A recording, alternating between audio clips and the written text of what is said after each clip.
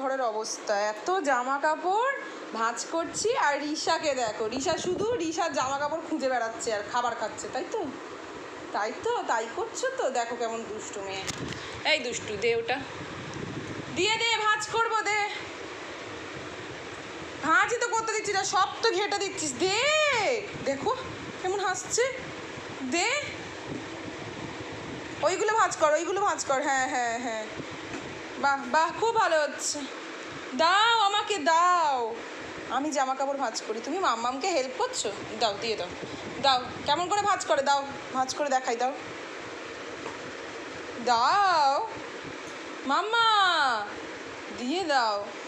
রিশা দেখো কেমন কাজ করে। হ্যাঁ, কত কাজ করে না মা।